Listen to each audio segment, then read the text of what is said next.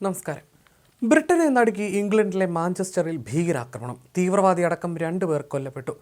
ജൂത സിനഗോഗിന് മുന്നിലെ ജനക്കൂട്ടത്തിന് നേരെ കാർ ഓടിച്ചു കയറ്റുകയായിരുന്നു. ജൂത കലണ്ടറിലെ പുണ്യദിനത്തിലാണ് ആക്രമണം. മാഞ്ചസ്റ്ററിലെ പ്രശസ്തമായ ഹീറ്റൺ പാർക്ക് ഹീബ്രു കോൺഗ്രിഗേഷൻ സിനഗോഗിലാണ് ആക്രമണം ഉണ്ടായത്. സിനഗോഗിന് പുറത്ത് നിന്നിരുന്ന 3 പേരെ അക്രമി കുത്തിപ്പരിക്കേൽപ്പിച്ചതായും റിപ്പോർട്ടുണ്ട്.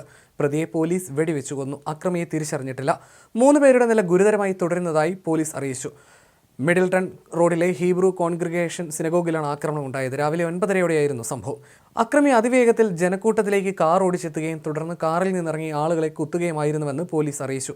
എന്നാൽ ആക്രമണത്തിന് പിന്നിലെ കാരണം വ്യക്തമല്ല. പരിക്കേറ്റവർക്ക് പ്രാഥമിക ശുശ്രൂഷ നൽകി ആശുപത്രിയിലേക്ക് മാറ്റിയതായി മാഞ്ചസ്റ്റർ പോലീസ് വ്യക്തമാക്കി.